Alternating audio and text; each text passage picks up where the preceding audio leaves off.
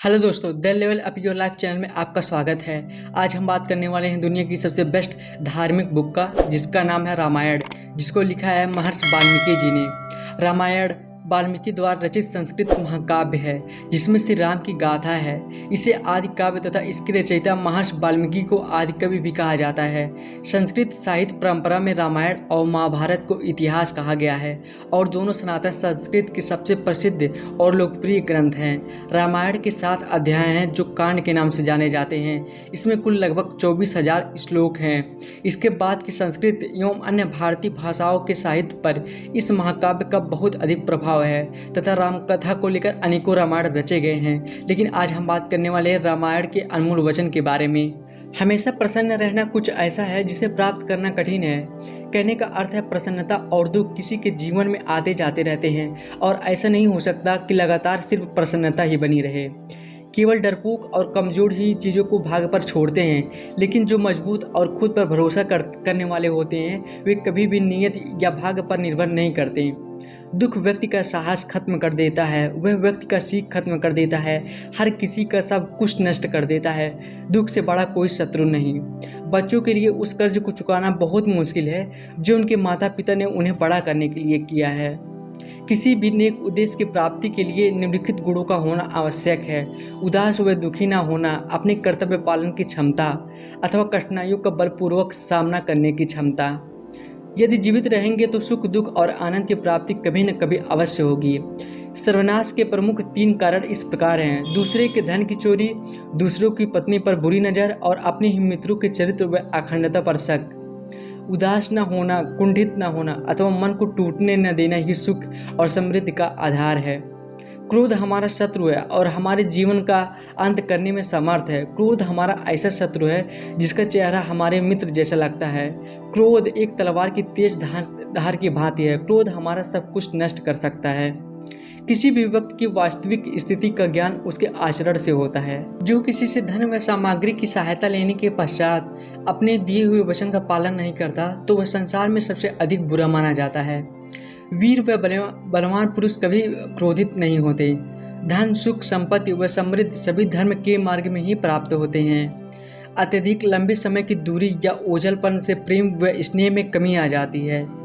चरित्रहीन व्यक्ति की मित्रता उस पानी की बूंद की भांति होती है जो कमल फूल की पत्ती पर होते हुए भी उसे चिपक नहीं सकता। सभी का चेहरा उनकी अंदरूनी विचारधाराओं व भावनाओं का दर्पण होता है।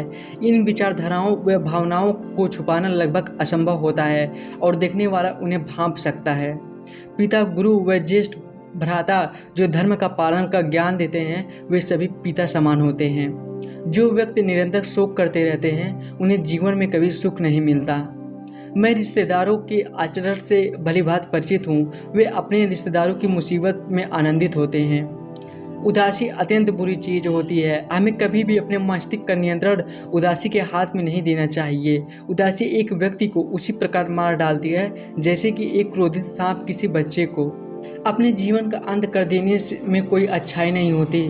सुख और आनंद का रास्ता जीवन से ही निकलता है। दया, सद्भावना व मानवीयता सही पुण्यकारी गुण है। दुष्टों व राक्षसों से समझौते की बात या नम्र शब्दों से कोई लाभ नहीं हो सकता। इसी प्रकार किसी धर्मवान व्यक्ति को कोई छोटा मोटा उपहार देकर उसे शांत नहीं किया जा सकता।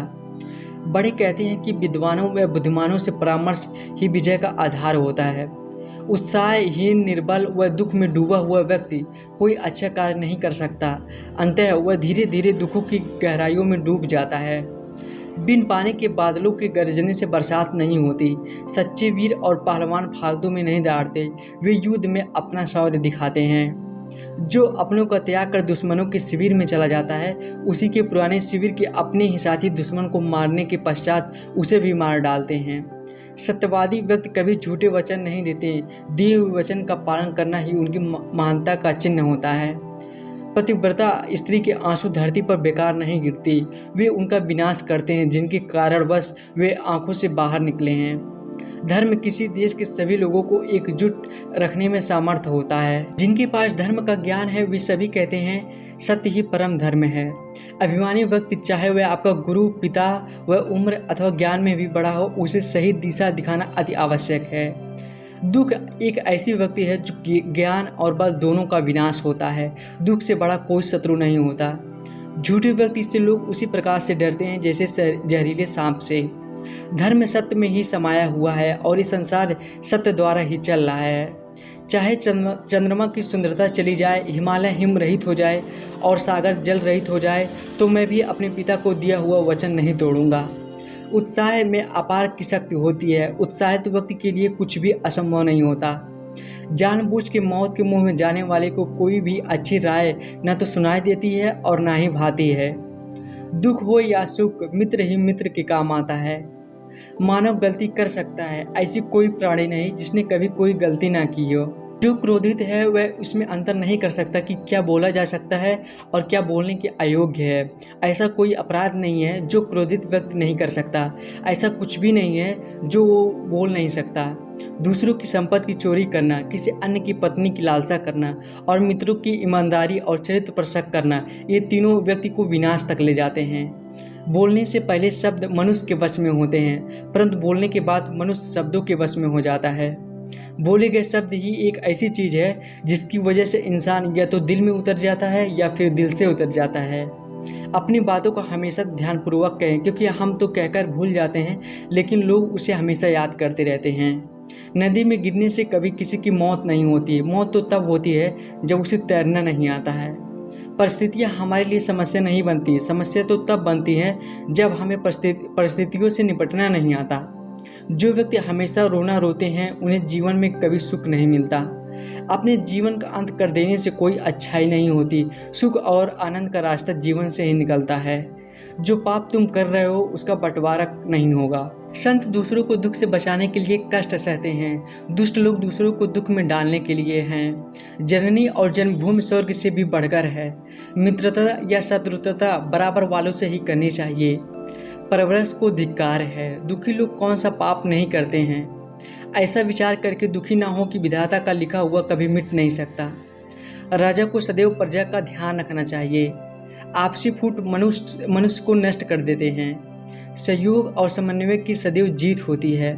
राजा को आदर्श व सच्चारित होनी चाहिए क्योंकि वह प्रजा पालक कहलाता है।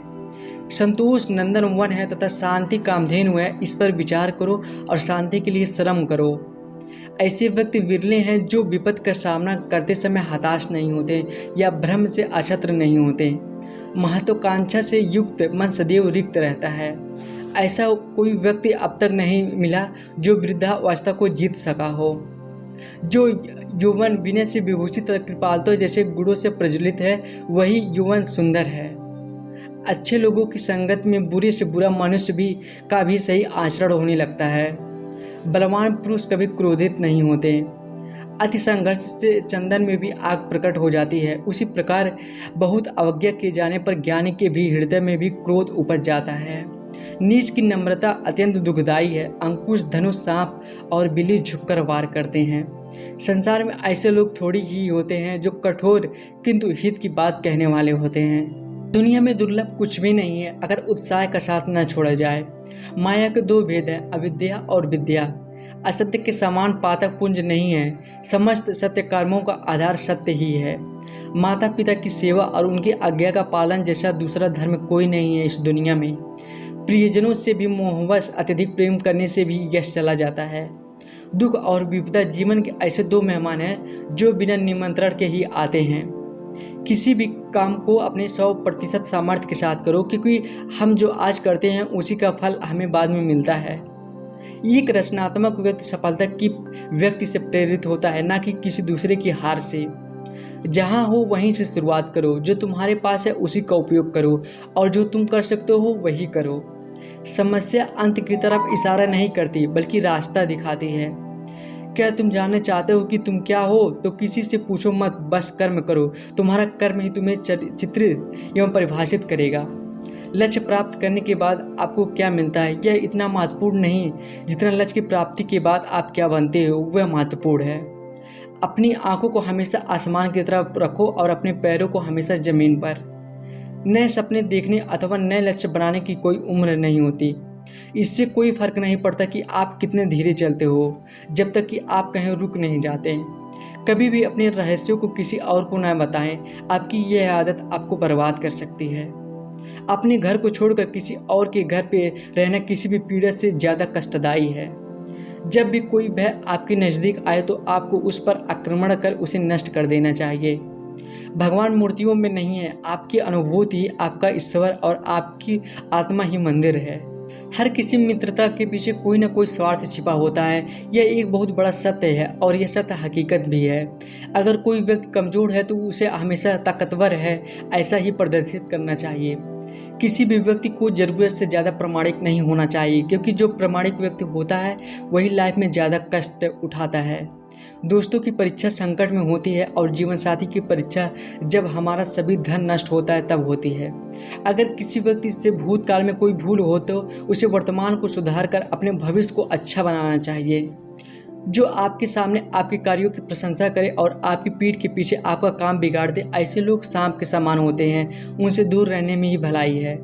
जो आपका कोई मित्र है उन पर कभी विश्वास नहीं करना चाहिए और जो मित्र है उन पर कभी अंधा विश्वास नहीं करना चाहिए।